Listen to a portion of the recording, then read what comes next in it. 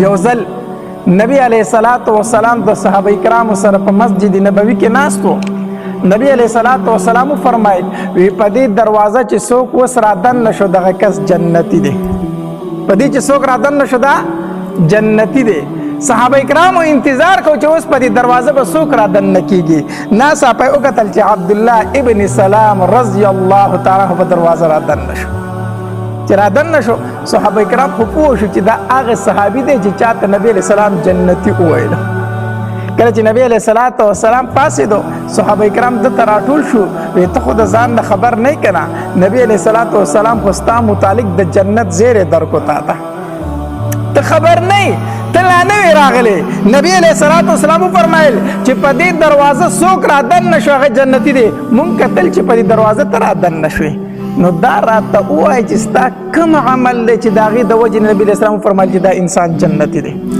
عمل دی کم یو عمل دی چې هغه مونږ هم شروع کړو که نه، کم عمل ته کوې؟ عبدالله ابن سلام رضی الله تعالی عنه وفرمایل زه خو ډېر عاجز انسان یم، زه خو ډېر کمزوری انسان یم، زه خو په ځان کې هېڅ داسې خبره نه ینم چې د هغې د وجې نه نبي علیه السلام ما ته جنتي وویلو. ها وی په ما کې دوه خبرې دي، کیدای شي نبي علیه السلام د هغې د وجې نه دا ویلي. په ما کې دوه خبرې شته دي. صحابه کرامو ته وفرمایل وی کومې دوه خبرې دي؟ مونږ هم دغه تپوس کوو که نه، دا خو راته ووایه. عبدالله ابن سلام رضی الله تعالی فرمایل یو را پکې دا صفت دی که نه چې په دې زړه کې مې هیڅ یو مسلمان سره بغض نشته دی. دا زړه مې هر مسلمان ته صفا دی. زما په دې زړه کې داسې یو تن نشته دی چې زه درته ووایم چې هغه سره زما نالګي ده. په دې زړه کې مې هیڅ یو مسلمان ته خیر او بدي نشته دی. یو خو را پکې دا خوی دی. او دویم دا دی چې بې ځایه ځای ډېرې خبرې نه کومه، چې د مطلب خبرې هغه کومه ورنه چپ ناست یمه، چپ ناست یمه. صحابه کرامو ته وفرمایل وی دکه دوه صفات دي چې د دې وجې نه نبي علیه السلام تا ته زیری درکړو چې پلان کې صحابي څه دی؟ جنتي دی.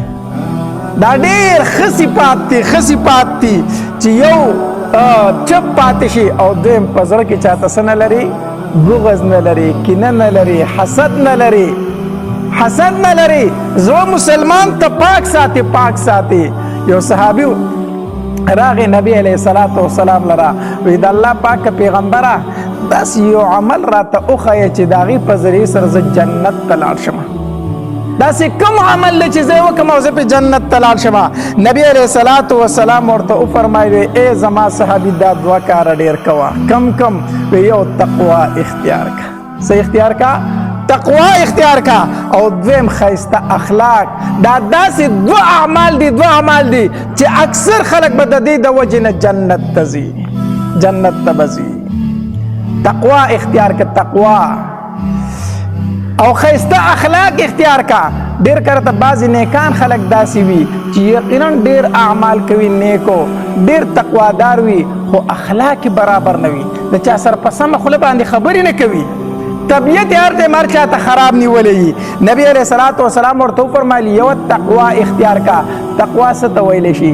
تقوا دې ته ویلی شي د الله تبارک وتعالی نه په هر حالت کې یره، که څوک وي او که نه وي، په مجمع کې او که ځان لئ د الله نه یره. دا تقوا ده. او ښایسته اخلاق، ښایسته اخلاق.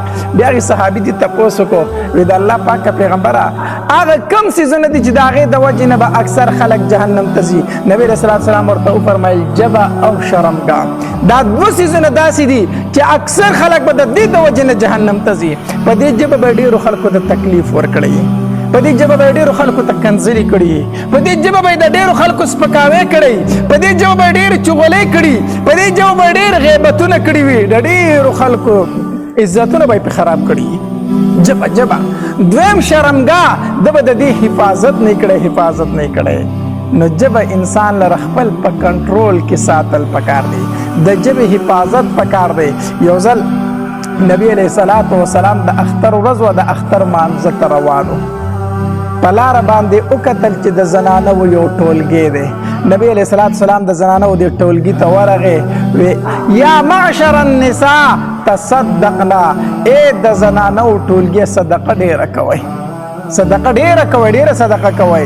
وی ځکه چې په معراج په شپه باندې تاسو ما اکثر په جهنم کې لیدلی یې، صدقه کوي ما تاسو ډېر په جهنم کې لیدلې زنانه او تاسو کو وی د الله پاک پیغمبر مونږ دی ولی په جهنم کې ډېر لیدلیو زمون کوم عمل دا سره چې داغه د وجنه مونږ جهنم ته تلیو نبی علیہ الصلوۃ والسلام ورته فرمایل پتا سو کې دوه مرز زیات دي دو مرز به تاسو کې ډیر دي او دا غي د وجنه به تاسو اکثر جهنم ته ځئ کم کم یو ورته نبی علیہ الصلوۃ والسلام فرمایل تو کثرنا اللعنه یو دا چې تاسو لعنت ډیر کوئ لعنت څه ته ویل شي خیرو کول ته خیر ډیر کوي نو نبی علیہ الصلوۃ والسلام ورته فرمایل وی یو دا چې تو کثرنا اللعنه تاسو لعنت ډیر لګي خیر ډیر کوي زنانه خو لیدلی کنه په کور کې ماشوم ته خیری کوي چرګانو ته خیری کوي زناورو ته خیری کوي حتی تر دې پورې چې دا سیله او باد پکې راشي دې ته پکې سپوري وي داسې ده کنه بعض زنانه عادت داري او ماشومانو ته خو هر ټایم د دوی په خولې باندې خیری ورک شي لرې شه مردار شي ورک شه تنګ کړي دي ټوله ورځ د دې په خوله باندې سوي خیری وي نو نبی علیہ الصلوۃ والسلام ورته فرمایل